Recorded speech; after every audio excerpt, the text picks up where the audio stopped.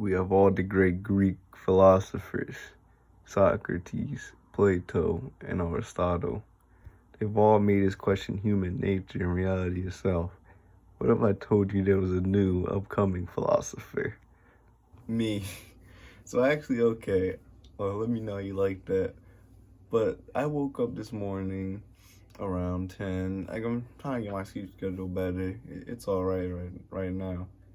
And like when I tell you, I literally like had these like dream philosophies like in my sleep. His voice was just telling me this, and it might sound crazy or whatever, but legit, like I woke up and I wrote them down, and like this whole morning I've been trying to analyze them, trying to figure out what they exactly mean. And I don't usually use notes in my videos, but since I'm not really familiar with these ideas, or maybe I am because they did come from my mind, but I kind of analyze them a little bit and I can try to put them out to you and see how they go. So forgive me for the notes, but I'm going to just read them to you. To most others, you are nothing, though to yourself, you have the opportunity to be something.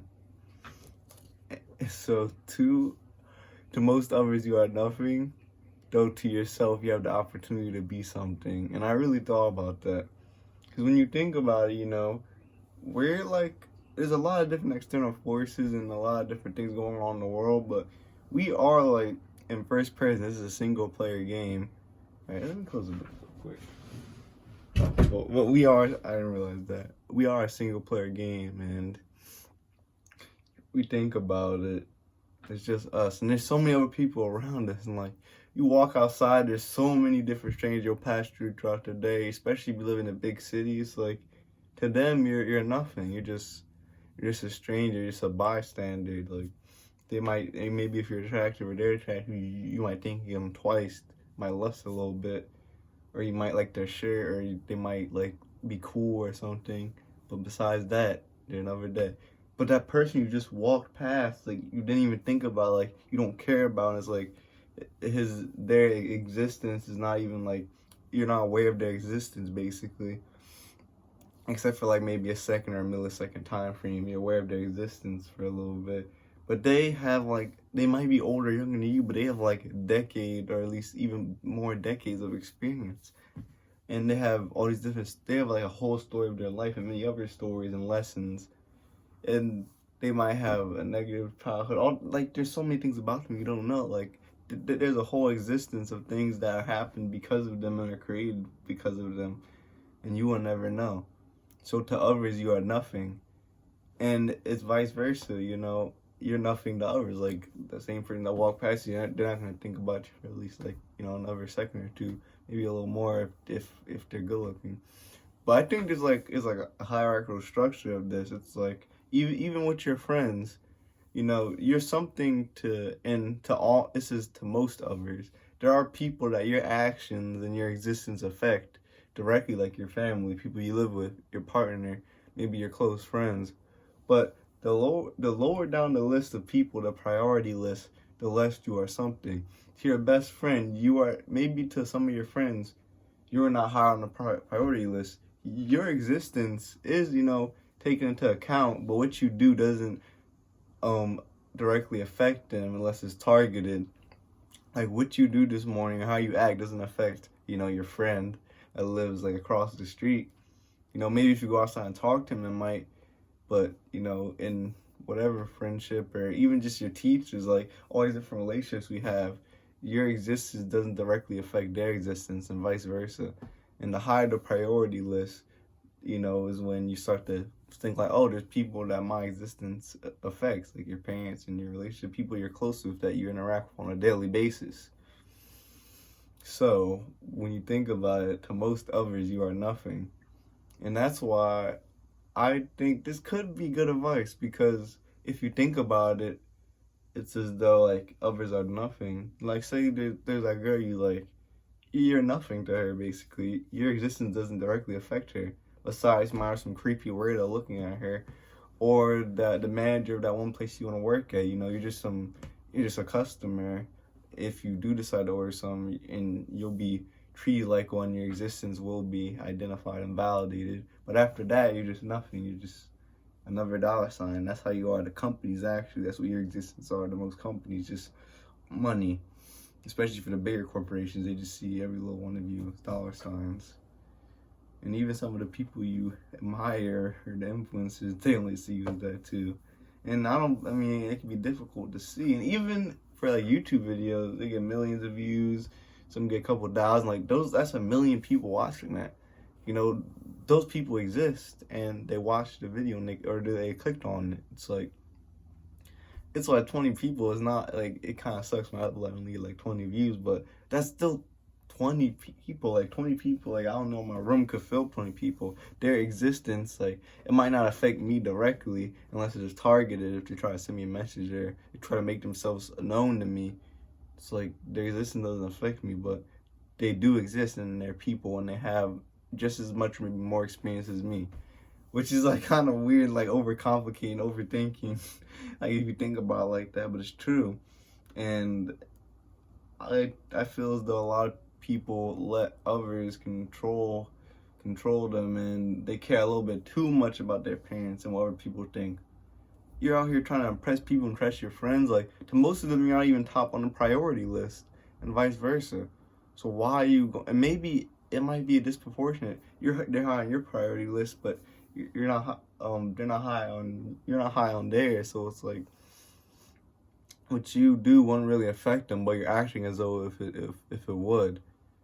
And this isn't saying, you know, you shouldn't treat people with respect if people don't matter. But what it is saying is that overthinking is just, it's like an overthought concept, but it kind of helps battle overthinking because you think, oh, that person doesn't matter that much. You go up and talk to them, like, basically, like, the fear of, like, it kind of helps with social situations because, you know, you're scared of socially interact with people, or you're scared of trying to do something, you're fearful, you don't really know if it's going to work or not. It's like, in the grand scheme of things, most things don't matter, most people don't matter, and you only have one chance to do anything ever in existence, so why not just go for it?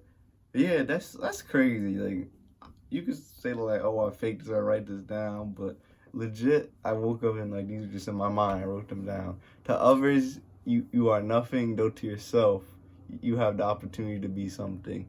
So you create your own opportunities, and to others, you're already nothing. So to most others, you're already nothing. So, and you are the one that controls whether you being something, not someone else's opinion.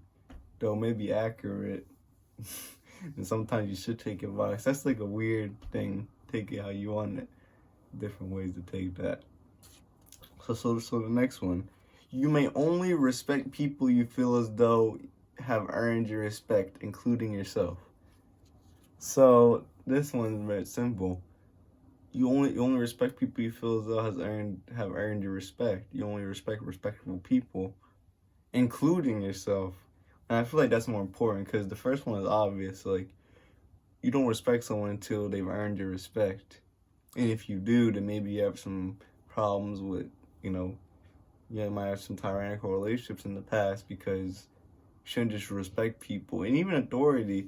And there is like the societal like influence to where you should respect authority, but if the authority isn't demanding my respect or it isn't deserving of it, I'm not going to respect the authority, and that's just how I am. I don't care if you're higher up than me, if you're a manager, if you're a teacher, like you're someone in authority, you have not earned my respect. And the people I do respect, like my grandparents and some of my family, they have earned my respect. I've seen them and I respect them as people. And I know what they go through and they try their best to do their best as people. But I'm not just going to respect any old person. It's like you give respect to earn to get respect. And it's like, no, I don't believe that at all. There is no, oh, you just give, you respect everybody. You should treat people with human decency and treat people like human beings and give them, and you know, just have that level is decency, not respect. You can be decent to someone, just be a decent human being, and you can be polite and all that other stuff, but I will not respect somebody until I feel as though they have earned my respect to some. And it's not even about they have to be like super qualified, have crazy achievements. I like after being with someone for a while, it doesn't take long to see someone's character, and especially it's like and especially if they are trying to fool you, because you'll probably just get fooled really easy. You just realize, oh, you're not all that. I'm not gonna respect someone until they've earned my respect. Like, I see that they're a person, they're a character of essence, and that's just how it is. You know, this whole thing about respect, and like you should respect everybody. Like, you should treat everybody with human decency, but you shouldn't respect everybody. Some people are unworthy of respect, and that's how you earn respect, by being competent and by being someone of essence. So I don't agree with that. And the main one I feel like that's the most important is especially yourself, including yourself, where you should earn your respect, including yourself. So including yourself. If you feel as though like you have no respect for yourself, or you're not being true to your character or your essence, or maybe your essence, you have some things going on and your life isn't going out the way you want it to, and you probably wouldn't even be in this position if you weren't being introspective anyway. So the few people that are being introspective, if you do realize like, hey, you know, you don't have much respect for yourself, then well, that's your issue. And you shouldn't respect yourself until you earn that for yourself, until you start to try to put your life together and try to be the best, and just, you know, and it's always this thing where respect is reciprocal. It's like, I don't know about that. It's like, if I see your character of essence, I'll respect you, and the same. If you don't think I'm a character of essence, or, you know, you're not a big fan of how I act, and even if you disagree with me on some of the opinions or my beliefs, and maybe you just don't like some of the things I do, or you find me distasteful, if I act in a certain way and I am of essence, and you just might find it distasteful, but if I'm being true to myself and you can sense that, then you respect me. Vice versa. That's why you can respect someone and disagree. You know, respecting isn't just about like agreeing with someone, just being okay with what they are. Like, you can still disagree with someone and find someone distasteful, but you can see they're being true to their self, and it's what they believe. And that could be for the better or worse. But that's what I think respect is you think someone has earned your respect because they're true to essence and they're true to their character, and they have real essence to them. That is what you should respect. And all these superficial things a lot of people respect. And I respect success. That's not superficial to me. That's a big deal. Like, but I'm talking about all the fancy cars, all the achievement, all the accolades, the PhD. Like, I can respect the work that was put into that, but the achievement itself is just material. It's nothing. I want to see someone that has true essence, a true good spirit within them, no matter their beliefs, even if they're opposite of mine. If they have a true good spirit within them, and I respect them. And the last one, beauty comes first before attraction. I don't even know what that one means. Like, I tried to figure it out, and I'm just gonna tell you what I think it means. It means that I thought it was like beauty before compassion, but it's beauty before. I was like, oh, that makes more sense. But beauty before attraction, I think it was beauty before compassion, actually, because beauty comes before compassion. It's like, we're attracted to someone and find them attractive. That always comes first. Looks always come first. And that could be a detriment, especially for men, because we're more visual creatures, and we might undermine a lot of things. We see someone attractive, they're charming, they're this to that, they're charismatic. We kind of fall into that, but that's not a good thing, because it always comes first before compassion. And compassion may never be there, but beauty will always come first. And there has to be both, and you have to at least try to look for both. But beauty will always come first, and it's like it kind of blinds us from compassion because we see all the good stuff, but there might be even more good stuff behind it, but we wouldn't even care anyway. And if there isn't, which is a big red flag, we kind of just ignore it. So beauty becomes before compassion, and not what's most important. It's just what comes first in the order of, you know, of your attention, which you are aware of.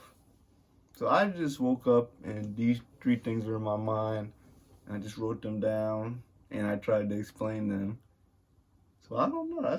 I never experienced. I had like vivid dreams before, but not too vivid. I'm not that big of a dreamer.